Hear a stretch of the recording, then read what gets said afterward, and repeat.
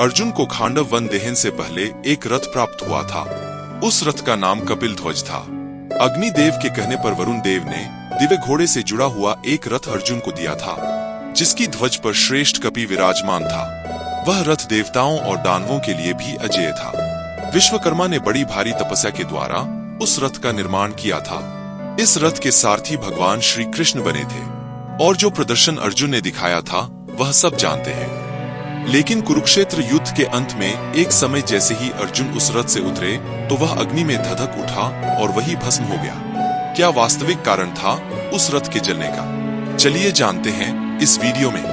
नमस्कार मित्रों, स्वागत है स्पिरिचुअल ज्ञान भक्ति चैनल पर। ऐसी ही रोचक वीडियो देखने के लिए हमारे चैनल को सब्सक्राइब अवश्य करें और हमें प्रोत्साहित करने के लिए एक लाइक अवश्य करें। शल्य पर्व अध्याय 62 के अनुसार संजय धृतराष्ट्र को वहां का वृतांत सुनाते हुए कहते हैं, दुर्योधन वध के उपरांत अपनी विजय से उत्साहित समस्त पांडव पक्ष हर्ष से भर उठा और वहां श्री कृष्ण ने पंचजन्य शंख बजाया। प्रश्नचित अर्जुन ने देवदत्त नामक श्रेष्ठ शंख की ध्वनि की तथा अन्य योद्धाओं ने भी अपने अपने शंख बजाए। उन महान शंखों की नाद से सारा आकाश भर गया था।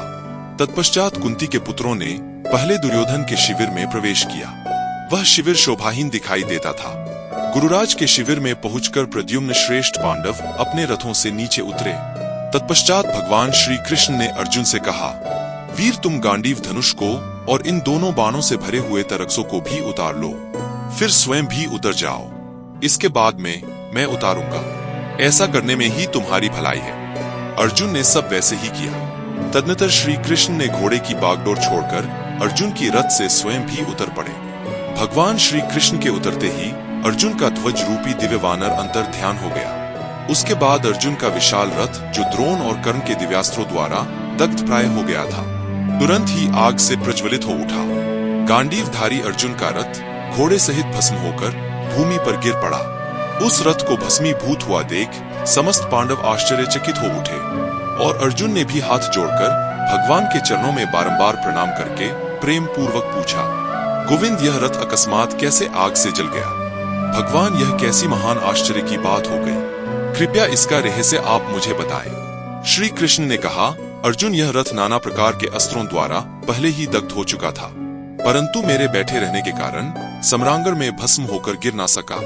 कुंती नंदन, आज जब तुम अपने अभीष्ट कार्य पूर्ण कर चुके हो तब मैंने इसे छोड़ दिया है। इसलिए पहले से ही ब्रह्मास्त्र की तेज से दग्ध हुआ यह रथ इस समय बिखर कर गिर पड़ा है। इसके बाद भगवान श्री कृष्ण किंचित मुस्कुराते हुए वहां राजा युधिष्ठिर को हृदय से लगाकर कहा, कुंती नंदन, सौभाग्य से आपकी विजय हुई और सारे शत्रु परास्त हो गए। राजन गांडीवधारी अर्जुन, पांडु कुमार भीमसेन, आप और भाद्रीपुत्र पांडुनंदन, नकुल और सहदेव, यह सब के सब कुशल है तथा जहां वीरों का विनाश हुआ और तुम्हारे सारे शत्रु काल के काल में चले गए, उस घोर संग्राम से तुम लोग जीवित बच गए। यह बड़े सौभाग्य की बात है। भरत नंदन, अब आगे समयानुसार जो कार्य प्राप्त हो उसे शीघ्र कर डालिए। पहले गांडीवधारी अर्जुन के साथ जब मैं उपलब्धि नगर में आया था, उस समय मेरे लिए मधु अर्पित करके आपने मुझे यह बात कही थी कि श्री कृष्ण, यह अर्जुन तुम्हारा भाई और सखा है। प्रभु, तुम्हें इसकी सारी विपत्तियों से रक्षा करनी चाहिए। आपने जब ऐसा कहा तब मैंने तथास्तु कहकर वह आज्ञा स्वीकार कर ली थी और कहा था, आपका भाई सुरक्षित है और आपकी विजय अवश्य होगी। धर्मराज, अर्जुन एक निडर योद्धा है और सच्चाई यह है कि अब यह अपनी वीरता के बल पर अपने सगे भाइयों सहित महासमर से जीवित बचने में सफल रहे, जिस युद्ध ने कई शक्तिशाली योद्धाओं का विनाश कर दिया। श्री कृष्ण के ऐसा कहने पर धर्मराज युधिष्ठिर के शरीर में रोमांच हो आया।